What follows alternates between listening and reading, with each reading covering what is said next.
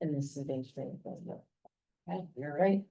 So I'm gonna call the June 5th, 2025 Policy Board meeting to order. Want to remind everybody that this is being live streamed and recorded. We will start as we normally do by going around the room and introducing ourselves, and then Sandy will introduce us to who is participating online. Kathy Sheehan, Mayor of the City of Albany. Frank Carroll, CDTA. Mike Arthur, DOT Capital Region. Linda Vonderheide, representing Arundel County Executive Stephen Goffin. Gary McCarthy, Mayor of the City of Schenectady. Mike Butler, City of Mechanicsville. Andrew Kreshek, City of Troy, representing Mayor Carmelo Montello. Joanne Karen, Deputy Mayor, Saratoga Springs. Tom Warner, representing Saratoga County at large. Rory Flynn, Schenectady County Manager. Mike Bodett, Thruway Authority, representing Phil Serafino. Tom Houlihan, City of Rensselaer, representing Mayor Michael Stammel. Andres Blumberg, Director of Planning, representing Peter Crummey for the Town of Colony. Phil Barrett, Supervisor, Clifton Park, Chairman, Saratoga County Board of Supervisors. And I'm Sandy Misowitz. I'm the Executive Director of the Transportation Council. We'll go back to Gary. Ethan Townsend with the Transportation Council. Good afternoon, Andrew Tracy, Transportation Council. Chase, Sonoma students. Nicole McGrath, Federal Highway Administration. Chris Desney, CDTA. Listening virtually, we arrive from the Transportation Council, Mark Castiglione from CDRPC, Virginia Bott from Rensselaer County, and there's two individuals, Mayor Scott Rice from Village of Scotticoke, and someone who's identifying as RAS's iPhone. If you don't mind putting your name and affiliation in the chat, that would be great. And that's all that's listening in virtually. Great. We have no one registered to speak, so we will move on to administrative matters. We need a motion to approve the minutes from our March 6th, 2025 So meeting. moved, Madam Chair. Do I have a second? Second. Any discussion, changes? All in favor? Aye. Any opposed? Carried. And then I'm going to turn it over to Sandy to talk about the draft performance and expenditure report. Great, thanks. So this report's available online. This doesn't require any action today. Think of it as our 6-month progress report. You're welcome to read the details at your leisure. Here's the highlight reel of what we've accomplished over the last few months. As you know, we've been spending most of our time preparing the Transportation Improvement Program document, our In Motion Regional Transportation Plan, and the Vision Zero Safety Action Plan.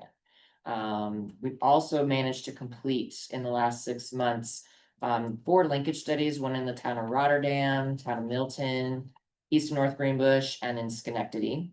We've also completed a driver mode shift survey, 7 colony GEIS reviews, and a few technical assistance projects, including the Bethlehem Reuse Center technical assistance,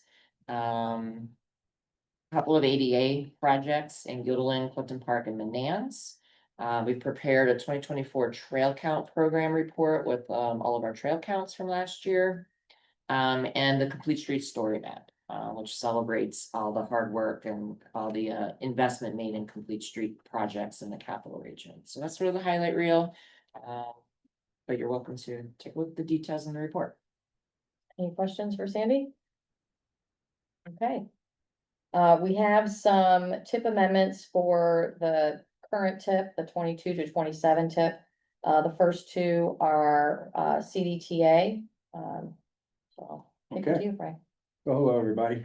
So both of these for 24-25 fiscal year, the T17 transit bus replacement, the 5307, there was 14.4 million as a placeholder. We actually didn't use it. We were actually using alternate grants that we were actually to obtain. So that's good news there. Regarding the T57 preventive maintenance, 5307, the placeholder was 2.5, where we actually was 18 million, but that 18 million is in alignment with past years and the traditional uses that we use for the for our preventive maintenance. So that placeholder was actually low. Okay. Any questions? Can I have a motion to accept both of these amendments to the tip? So moved. Do I have a second? Any further discussion? All in favor? Aye. Any opposed? Carried. The next tip amendment, is the Nelson Ave extension over I-87, and I will kick it to you, Mike, to talk about that. Yeah, so both of those projects were progressed separately. They're on track to be let for construction this fall. Given the similar work, we're merging the two projects, hoping to see some efficiency of cost. Any further questions? Can I have a motion to accept the amendment? Move. Second, Linda? thank you, Linda. Any questions or further discussion? All in favor? Aye. Any opposed? Carried. Sandy, I'm gonna kick it to you to talk about the resolution for, to support CDTA 2025 targets for transit asset management performance measures. Yes, so we are required in federal law to coordinate with CDTA on asset management performance measures. These are the, back in, I think, February, CDTA prepared a new transit asset management plan. And this resolution offers our support for those targets that they establish for each of the specific measures that we use in planning and programming here at the Transportation Council. So this resolution simply allows us to approve and support the 2025 targets as established by CDTA. Any questions?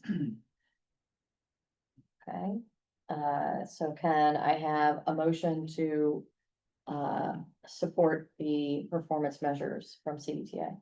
I'll make the motion. Thank I'll second. you. Further questions, discussion? All in favor? Aye. Any opposed? Great.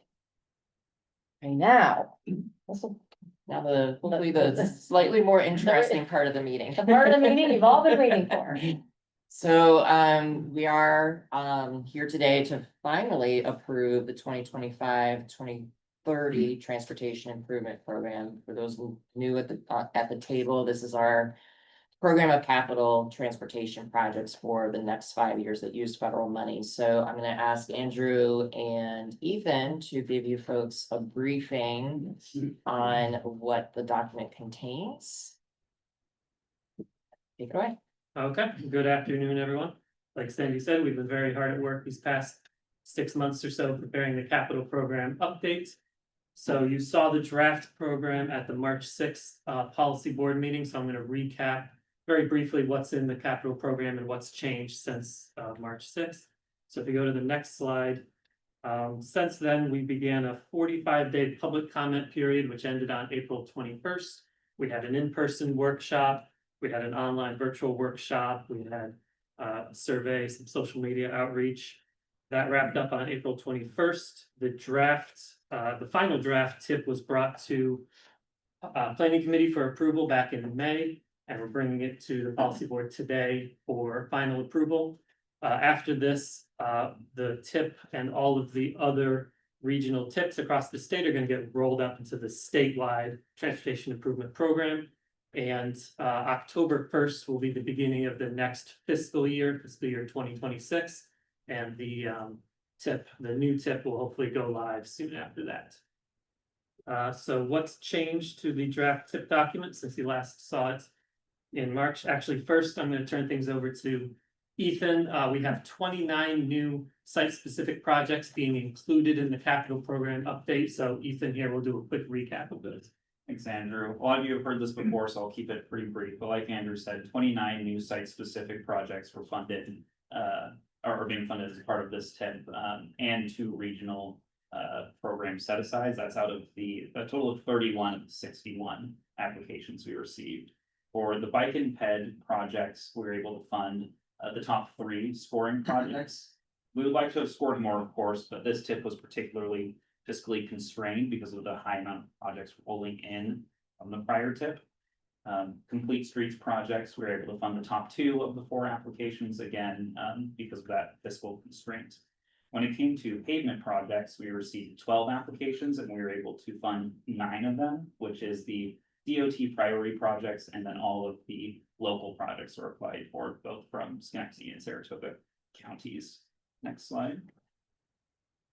Bridges was our largest category of applications. We received 24 applications, primarily from DOT and Saratoga County.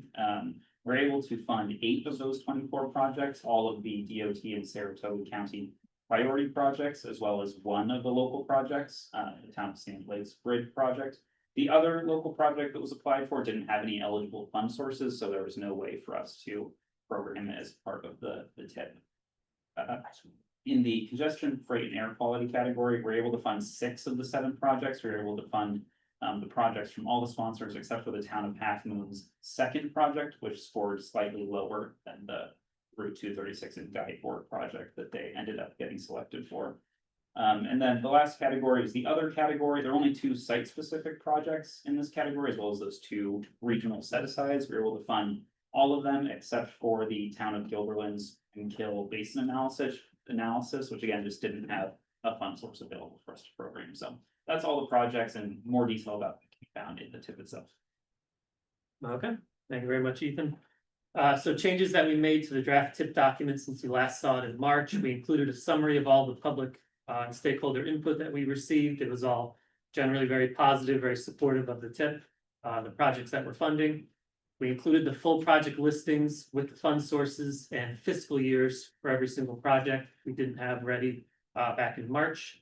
And we also included a list of projects that have been obligated so far on the current TIP, which is one of the federally required sections of the TIP documents.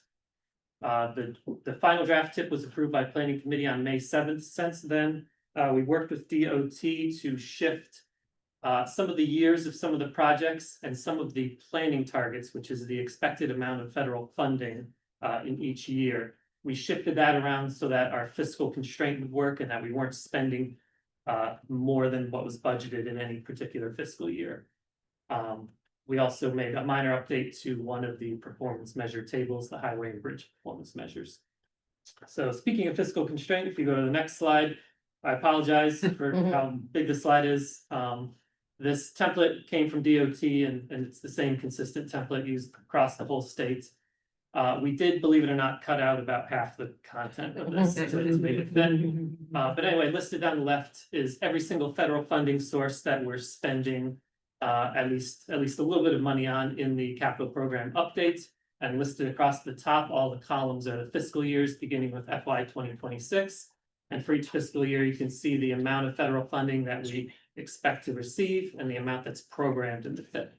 So for each year, at the very bottom, that bottom row, we're not supposed to exceed, the programmed amount is not supposed to exceed the planning target, the anticipated federal funds. So that's why we shifted the planning targets around a bit over the last month so that everything maintained fiscal constraints. So to see the full fiscal constraint table, if you're interested, it's in the TIP document. You can zoom in if you'd like. So what are the next steps? You can go to the next slide. So a lot of local projects were pushed in order to maintain fiscal constraint. Local projects were moved out of FY 26, which is where every local wanted their project, of course, into later years just to maintain fiscal constraints. However, we spoke to DOT, and if your project is ready to go, and if you have a PS&E package that's ready to go, come speak to us and speak to DOT, and we will do our best to amend the TIP and get that project pulled from the out year and into the current year so it can be authorized right away. So please talk to us if you feel like your project has a PS&E almost ready to go. One other change, DOT has brought to our attention that some of the projects will need to have their names changed slightly to avoid issues with NEPA predeterminations. They ran into a bridge project that was named such and such bridge replacement, and they ran into NEPA issues, so now it got renamed to such and such bridge repair or replacement. So we're going to give a general name to all of the bridge projects and to all the intersection projects as well. Instead of saying such and such roundabout, for example, we'll say such and such intersection improvements, just so we're not leapfrogging NEPA and going right to a preferred alternative. So we'll be making those project name changes and we'll be informing all of the sponsors, hey, your project name got tweaked a little bit before the tip goes live. So that's all from me. Any questions on any of the new capital program materials? Okay, thank you very much.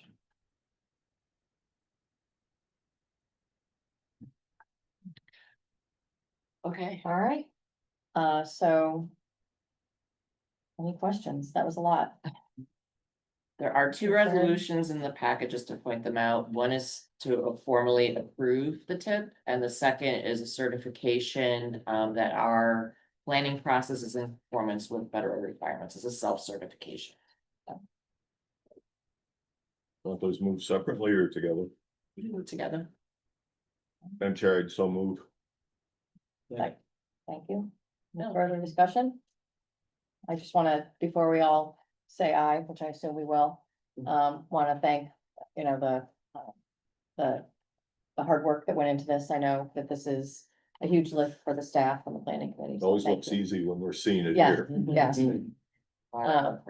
All in favor? Aye. Any opposed? There. Thank you.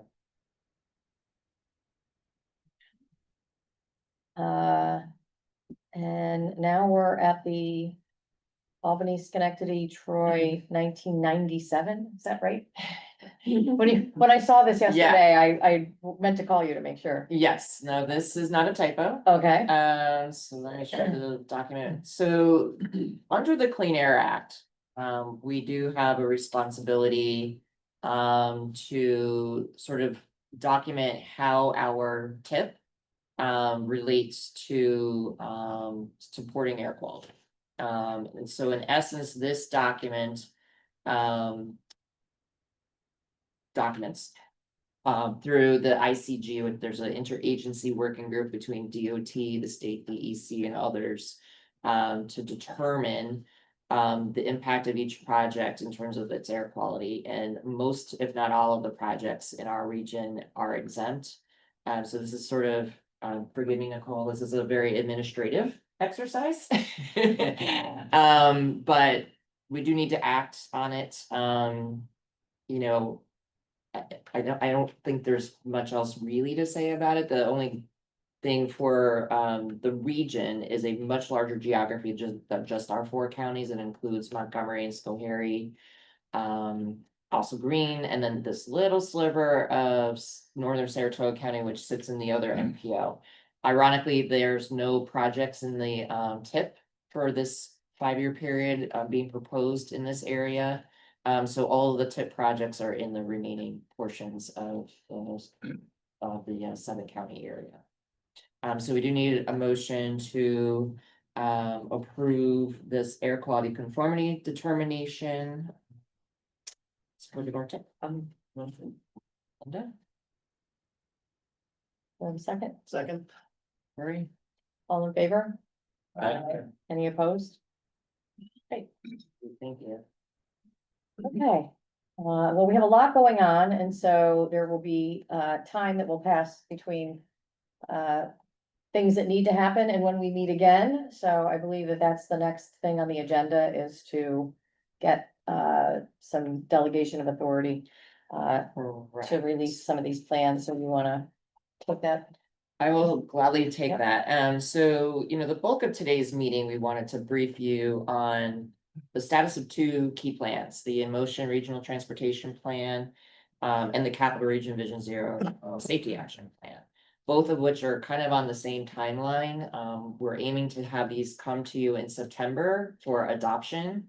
Ordinarily, we would have hoped to have been at a point we would have a complete draft to share with you today. We're not quite there yet on these documents, hence the need to delegate authority back to our planning committee to release these documents for public review. But we did want to give you, because the bulk of the content is pulled together, we wanted to brief you on the content of these plans, because it is going to be important for you folks to understand what's in them. And also give you some time to reflect on some of the strategies being proposed in both documents to help us to understand what we might have missed. Or what could be framed better, or, you know, any other comments you may have. So we're gonna give some brief presentations on both documents, and I'll start with the in motion plan. For those in the room that are new, this is our regional transportation plan, also known as a metropolitan transportation plan. It covers a 20+ year time horizon, so it's long-term. We update it every 5 years. And our current plan is New Visions 2050, so this in motion plan will replace New Visions. And it basically examines the region's future transportation system, and what investment options, where do we want to put our federal money down the road. And it develops a shared vision for how we want to invest. That's built collaboratively with the public, with local governments, interested parties, anyone in the region with an interest in transportation. So we started this update process in 2023 through a 5-phase planning process, data collection. We had an inform stage, which is the public and stakeholders were telling us what the needs are. Then we had an imagine phase where we sort of went through some scenario planning and some other exercises to kind of envision future, the future vision for the region. Then we're pretty much at the end of this decision-making phase now, where we're trying to identify the strategies and actions to be included in the plan. What are the goals? And we'll be reviewing and adopting this over the summer. The public certainly has been involved the entire way through, and we have the framework of a plan outline. There's going to be 7 chapters that kind of walk us through the whole process and try to be as concise. Our goal is to keep this thing to 100 pages with a 10-page executive summary, so that for you folks, you can hand that to anybody and it should be very easy to understand and digest. It shouldn't require a PhD in transportation planning to be able to explain this. So that's our goal. There'll be a ton of data in the appendices if someone really wants to do a deep dive into how we got to where we are. But we will try to be as concise as we can be in the main document. Since we last met, in response to some of the executive orders, we have updated the vision statement and some of the language in the plan. So I'll just briefly read the vision statement as it is sitting here today as draft. By 2050, we will strive to maintain a clean and efficient transportation system that provides safe, resilient, and reliable options for the movement of all people and goods. The capital region will thrive with a seamless, multimodal network that is community-focused, connecting all people to economic opportunity while supporting sustainable growth and livable communities. Transportation investments will improve system performance, support and promote new development, adapt to technological advancements, and protect the environment for future generations. So that's sort of like the big picture vision for the plan. Supporting that, we identified a total of 5 goals: safety, mobility, access, livability, and resilience. I think they're pretty self-explanatory. And we're hoping that a lot of the strategies and actions are going to be supporting these 5 goals for the region. Included in the plan, we did an assessment, coming back to that data collection, assessment of current trends. And we identified a series of key trends from a pretty robust data analysis, existing conditions report. And none of this should be surprising to those of you in the room. The region is experiencing slow growth. We're aging. We do have some concerns about housing affordability. Crashes have been on the rise, particularly since the COVID crisis. We have economic inequality in some areas. We have aging infrastructure. On the plus side, we have more transportation options than we've had in the past. Work from home has certainly influenced things, and we are experiencing a warmer and wetter climate. So I think those are the big takeaways from the existing conditions.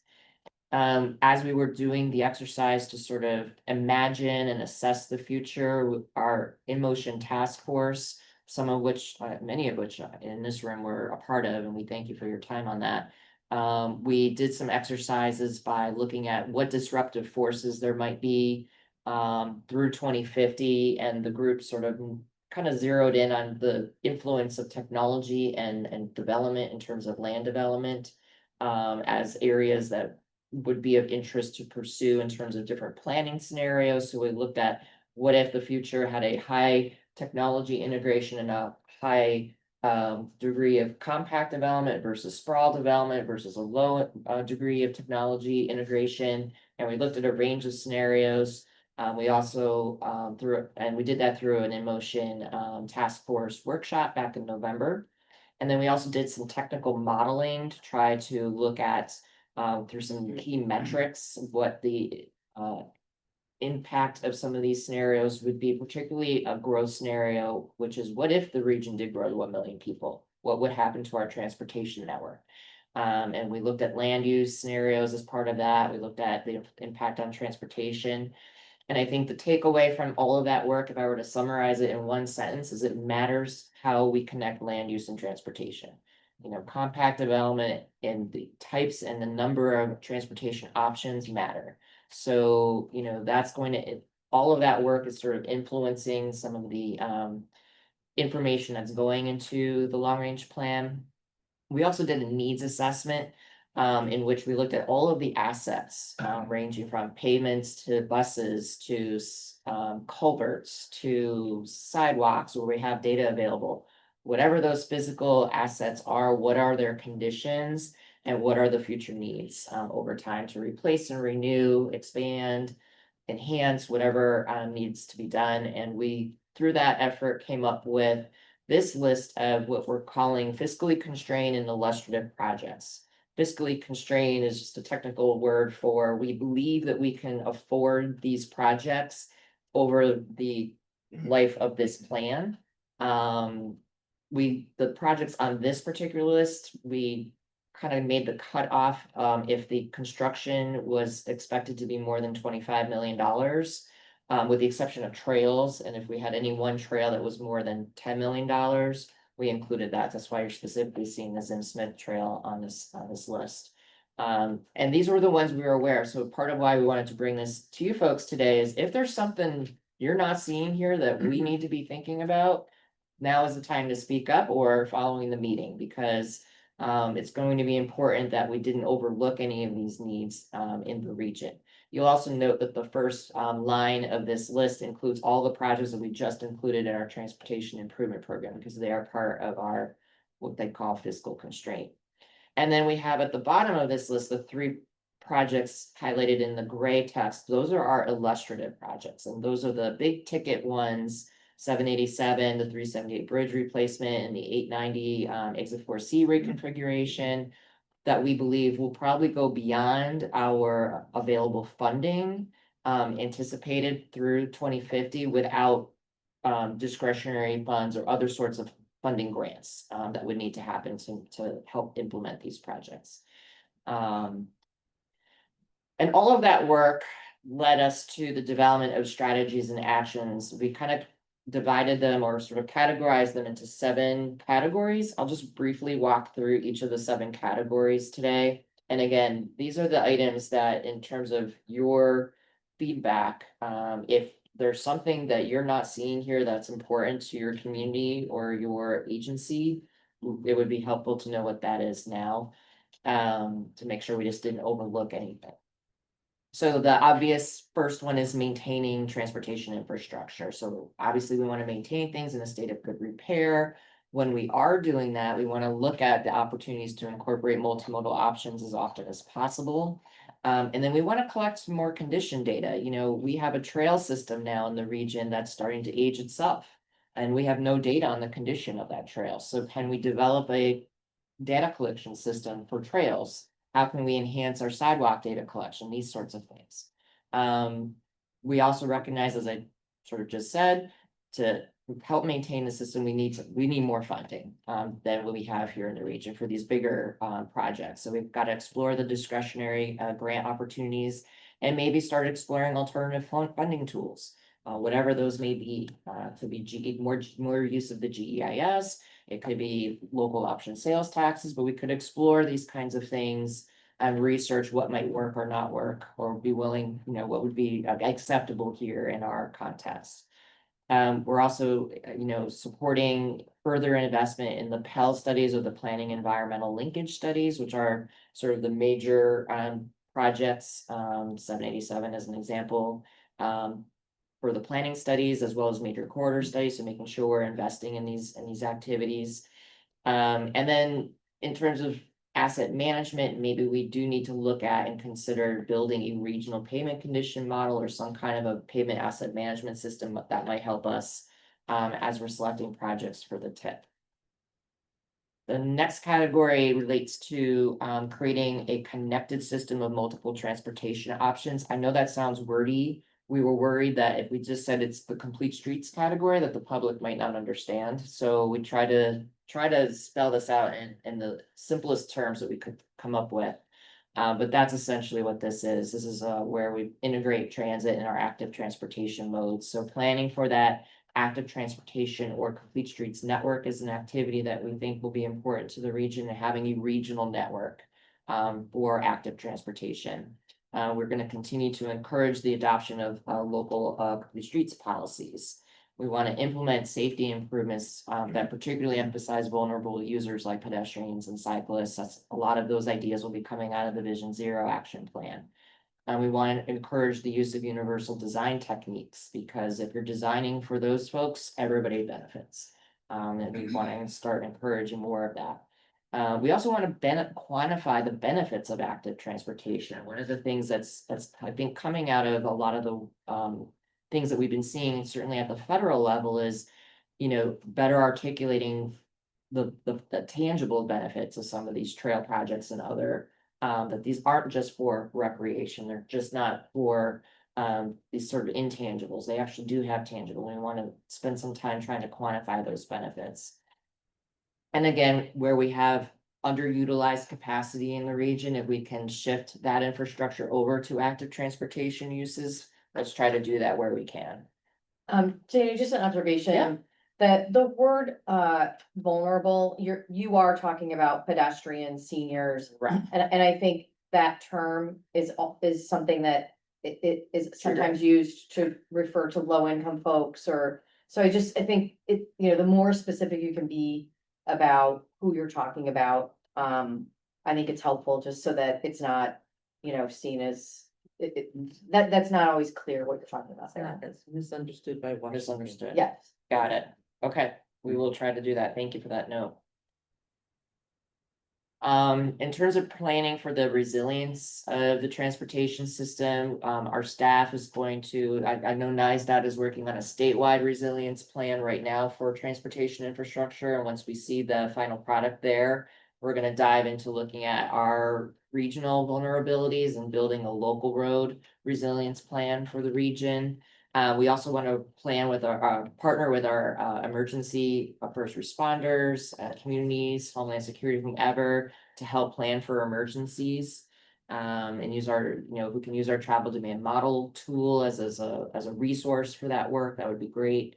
Certainly want to promote stormwater management practices. I mean, stepping back, I think one of the most logical places to start for vulnerabilities is the flooding. So it would seem logical, stormwater practices and these sorts of things would be a good place to spend some energy and resources. And, we still want to plan for alternative fuel vehicles. It's important to the bigger question of climate, and we do have a climate law here in New York that we continue to pursue this. I think this language will work for the long range plan. And it should support those goals. The next category is really about just improving the overall operation of the transportation system. I think there's a lot of opportunity for making improvements on just how things work. And so we want to implement what we call the Transportation Systems Management Operations Strategy. And I'm sorry, I should be TSMO, TSMO, not TMSO, typo on my part. But what that really means is a range of initiatives. It could be incident management, it could be related to traffic signal technologies, it could be related to intersection designs, but all of these things that can help just make the system operate better are the things that are encompassed in that range of strategy. And I think this is an area collectively we feel we've underinvested in the region. So I think there's a huge opportunity here to do more. We also want to develop what we're calling the next generation transportation demand management program with new leadership at CDTA and other things happening in the region. It's a good time to reflect and see how we can further shift demand or offer incentive programs to think about not being a solo driver for every trip that you make. Traffic signals and technology is another area we'll be spending some time, particularly working with DOT. When all of those things fail and there really aren't a lot of other options, we want to be open to considering spot widenings or adding connector roads or things that can alleviate, or maybe spread some of the traffic around where that's warranted. But we're gonna try these operational technology things first. They're lower cost and have wider, bigger bang for the buck, if you will, for the benefit side. We were just talking to the airport yesterday about automated vehicles and advanced air mobility. Just for your information, because it was shared with us, there's testing going on with sort of drone vehicles within New York State and Vermont now.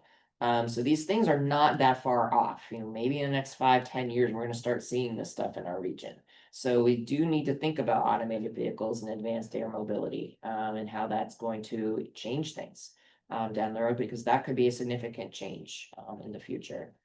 And then, as was pointed out in our certification review, we're gonna be working with DOT to the extent we can to update what we call the regional ITS architecture, which is a fancy way of saying getting the computers and the signals and our transportation management center to talk to each other and share information, and making sure the organizations and agencies that run these different pieces of infrastructure can share information. So that's the operational side of the strategies. Then we go into integrating transportation and land use planning. For many of you, our linkage program has been the primary vehicle through which we've tried to influence this. Planning for walkable communities and compact development will remain a priority. We want to think about how to connect transportation and where we're building housing and what kind of housing, and put some more planning resources into that. We want to think about parking management and how we can offer some assistance to communities to provide better parking management options or develop some curb management options as well. I think curb management sometimes in some locations is more of a problem than the parking itself. So how do we develop some best practices there? And as always, we were kind of joking about it before the meeting, but encouraging intermunicipal planning. We have a lot of municipalities in our region, and it's not that we work at odds with each other, but where we can make sure we're all working together towards a common goal, we're going to try to continue to encourage that when it relates to transportation. And then our friends in the freight community, there's a lot of challenges with moving freight around a region like this. It's not unique to our region, but we certainly want to take steps toward where we're citing some of these heavy freight users, whether they're warehouses or distribution centers, whatever they are, that they make sense and that people can access these jobs. And then as we're kind of winding towards the end here, we certainly want to support economic development here in the region. We want to update our regional freight plan that's actually been largely implemented since we approved it now more than almost 10 years ago. So we want to refresh that and see how we can continue to make progress for the freight community. We want to assess access to job centers. We've done some work in this area already, but I think we need to do some more on that. Make sure we are thinking about affordable transportation options throughout the region. Supporting passenger rail planning, and really this is specific to Amtrak. Massachusetts did get an award to look at the Boston to Albany line. So we want to make sure that when we're thinking about the rail station in Rensselaer, that first and last mile, and whatever other things might come our way as a result of some of that planning work. We also don't talk about this a lot here, and I think it's an area we should be, which is assessing the impacts of special events and tourism. I think everybody knows what's going on in the region this weekend. I don't know that we have a good idea of who's here and where they're from and how many people, how's the parking going. And I think these are great opportunities to see how traffic is flowing. Are there things that we could be doing better? And we'll, and just sort of what those impacts are in the region. And then again, as I mentioned, the planning for that first and last mile of transportation. We hear that a lot from Amtrak and from folks that have intermodal centers or even some of the CDTA stations, just making sure we're thinking about providing that access in the airport as well for folks coming to the region. And then the final broad strategy, and this is a kind of a detailed diagram, but it's really meant to say we'd like to, as a strategy, coordinate the many plans that we have here. There are state transportation plans, there's regional plans, there's local plans. Many of which are led by DOT and CDTA, but local governments, you all have comprehensive plans. There's lots of plans. So we just want to make sure that we're coordinating all this together and implementing as much as we can in a consistent way as possible. And that is the summary of the strategies. We're launching a survey through this month of June to get feedback on that from the public. While we're doing that, we're wrapping up the completion of a financial plan that is out for review by our task force right now. What we think the financial plan's conclusion is that through 2050, based on what we know, that we think $1 billion would be available for a range of initiatives. That doesn't mean there's $1 billion available next year. It just means as we're calculating out over time, we're gonna be staying within our budget. There is wiggle room for initiatives that may come up in the future years. Maybe not always large enough. It wouldn't be enough to do, say, a 787, but it would be enough to do some other things. And then we have performance measures that we're trying to not only respond to the federal requirements, but try to identify things that would be impactful for you folks as mayors, as supervisors. What are those pieces of information that would be most useful to you when you're talking to your constituents about transportation that would be meaningful in terms of metrics, in terms of other measures? And we'd love to, hear from you guys about what those kinds of things are. We have some ideas, and that's what this section of the report is going to talk about. So we're in the midst of preparing a draft plan now. We're hoping to have a complete draft for our July planning committee. If that schedule slips, we would definitely have it for the August planning committee, at which point they can release it for public review. Our public participation plan requires a 25-day public review period, so that would cover the month of August, leading up to our policy board meeting in September, at which you would be adopting the plan. And that is as fast as I could summarize it. It's dense, it's a lot, there's a lot of detail that I certainly glossed over, but again, I wanted to highlight the strategies and the goals in particular, because again, if you're sitting here saying, I didn't hear her say this, or I know that this is going on in my community and we need to have a conversation, we would love to hear what those things are. I can open for any questions now. If there are none, I can turn it over to Carrie for her section.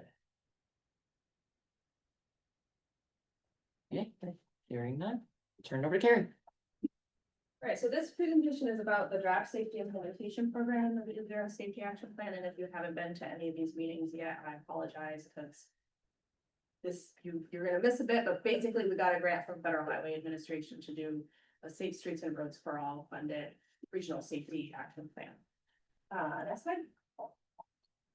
So in the implementation program, there are hotspot projects, systemic treatment projects, and projects on local, and the state system. Next slide. For the hotspot projects, we looked at the crash data and for the fatal and serious injury crashes, which was normalized by traffic volume and facility type.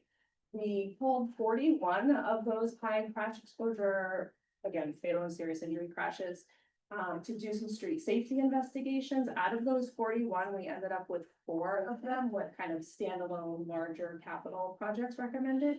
The remainder of them are all having recommendations related to kind of systemic treatment packages. Next slide. In the hotspot recommendations are also the corridor concepts that you may remember that were initially supposed to be demonstration projects and they pivoted. So those are the locations for those. It also is going to include all of the projects on the upcoming TIP, the one that you guys just approved, that have a geographic overlap with the priority safety network, a map of which I do not have here, but it's basically a summary of all the kind of things I'm talking about. And it's just for the projects that have a scope of safety, intersection improvements, or complete streets. Next slide.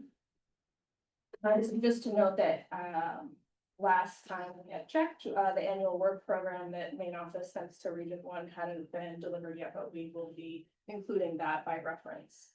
Next slide. So the next two slides are about the systemic analysis that we did. We were focusing on intersections, pedestrians, speed related, and roadway departures. And when we looked at those, we realized that for pedestrian, most of the pedestrian, again, fatal and serious injury crashes were happening at intersections. So it made sense to combine the table here because a lot of them happen to be the same locations. So these are the facility types where they are more likely to happen. And then we also looked at other fields in the data to find the risk factors that would lead to either intersection crashes or pedestrian crashes. And so the table here, and there's a map that goes with this as well, highlights the locations that have a greater than the average number of risk factors for that crash type. And then all the way on the right, average number of risk factors for both of those crashes, for both pedestrian and intersection crashes. And then for the pedestrian, highlighting the vulnerable road user, which is from the NISDOT work, high risk areas. Next slide. So this is the table showing the roadway departure and the speed related for those facility types. And the risk factors for those. And we are noting that there are a good number of locations on all different kind of ownership of roads, so NISDOT counties, cities and villages, as well as towns. And next slide.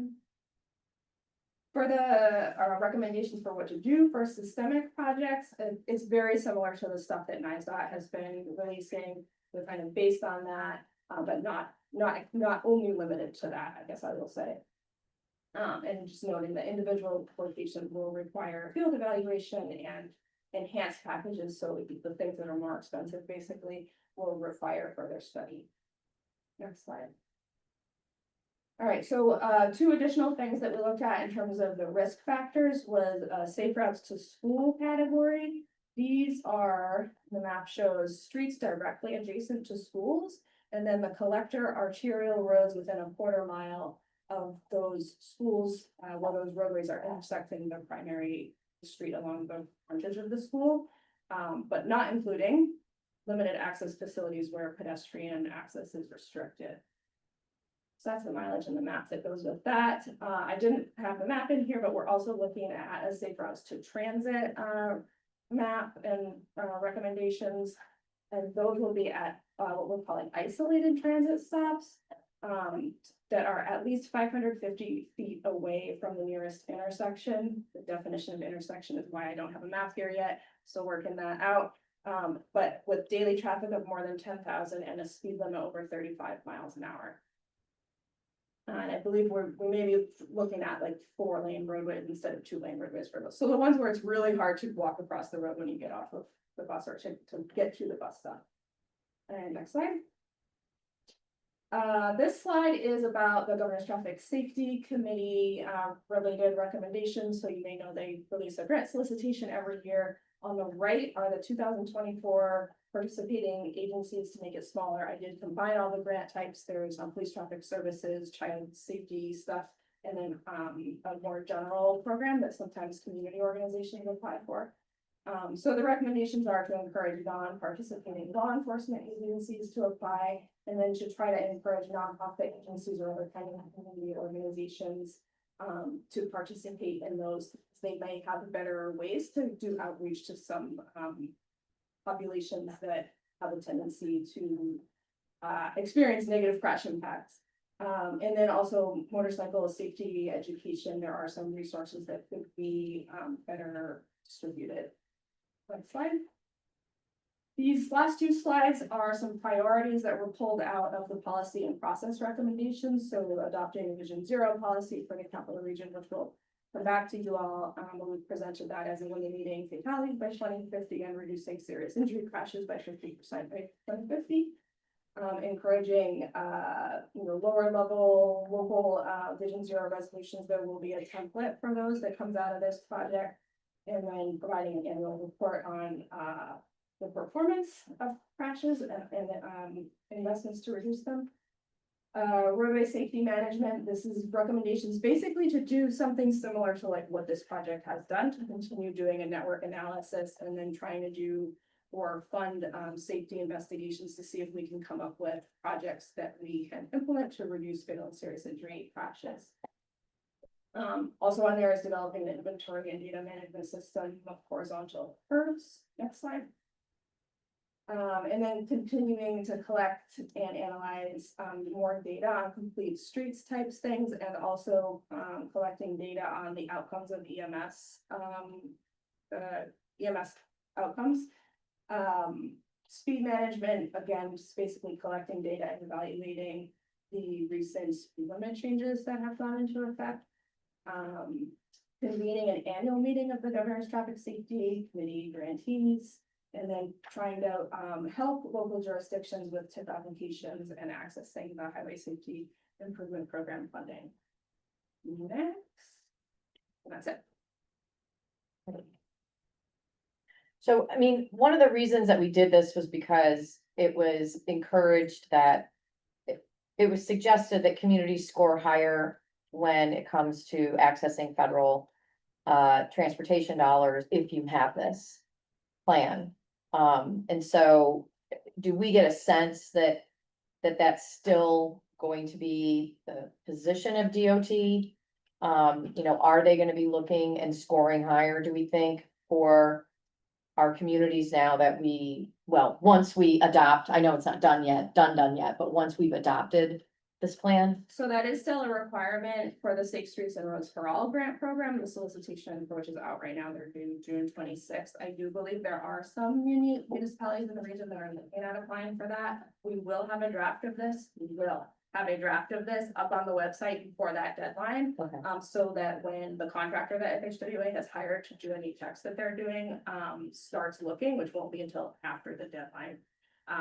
They'll at least be able to find the document up on the website. And then there is expected to be another solicitation next year. So it's a 5-year program, and the one that's out right now is year 4.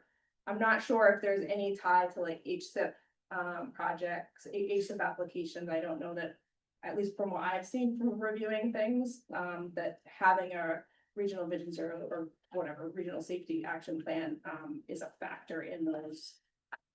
Typically, we try and make the evaluation process the same throughout the state for those solicitations. Thanks. Great.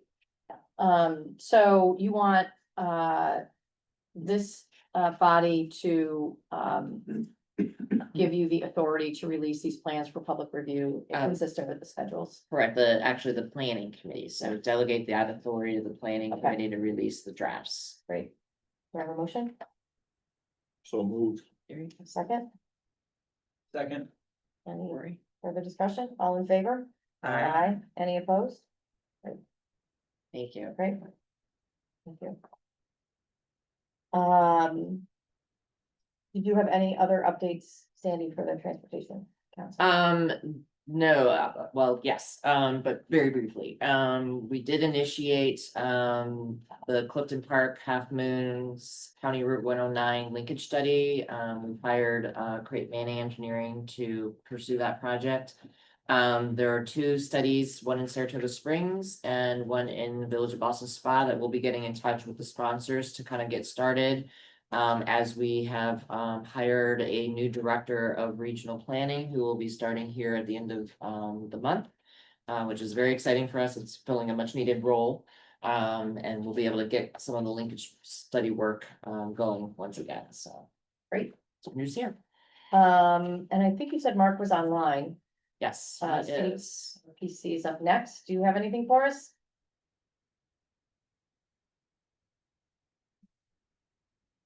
Go ahead, Mark. We can't hear you if you're speaking. How about now? We can now. Yep. Oh, great. Since we last met, we partnered with the Northern Border Regional Commission and will be receiving funding to assist communities and other entities to develop grant applications for their variety of grant funding. So now we're in a much better position to provide front-end services for that program. So look out for some outreach related to that. We are still on pace with our comprehensive climate action plan for the region. We are on pace to complete that planning by September. We released an update to our 2010 regional greenhouse gas inventory and greenhouse gas dashboard. So now there's a dashboard for each municipality in the capital district showing changes between 2010 greenhouse gas emissions and 2022 greenhouse gas emissions. The good news is that collectively our emissions are going down. Also, since we last met, we've released a variety of reports. Most interestingly, for this body, we released a report on the capital region housing trends, missing middle housing, which is typically defined as any multifamily housing that's not large apartment buildings, versus single family housing trends in the region. That's available on our website. And that's all I have. Thank you very much. Thanks, Mark. CDTA. Okay, Chair, I'm gonna ask our Vice President of Planning, who came, Chris Desani, to give us an update, please. Hello, everyone. It's timely that we just had this conversation about In Motion Vision Zero.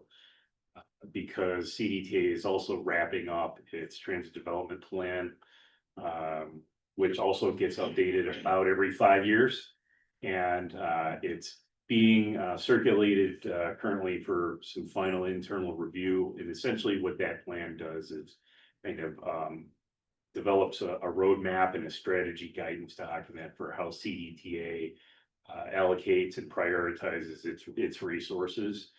That document has several major sections, including an existing conditions, a relatively detailed existing conditions report, zoning land use review information, as well as strategies around how we're going to design our route network, in the approaches we take for that. There's a number of recommendations that come out of that. A lot of those probably aren't going to be super surprising for folks in the room. A lot of the folks in the room were consulted and asked for feedback in this document. But we look forward to that. I saw on a couple of the slides, it's actually one of those documents in that long list of planning studies that we saw up there. So that's the first item. The second item, from a planning standpoint, is we're getting close to finally connecting our neighbors to the north. As most folks know, that we incorporated the former GGFT transit system into CDTA about a year and a half ago. And right now that's kind of on an island, and very soon we're hoping to have some information announcing to finally connecting the north, our neighbors to the north, to the rest of the system down here in the other 5 counties that we serve. But I think those are the high points in terms of what we have going on. And unless there's any questions, that's our report. Thanks. DOT. Okay, we've got 3 things I can mention. Our I-787 planning environmental linkage study is nearing the final stages of FHWA approval.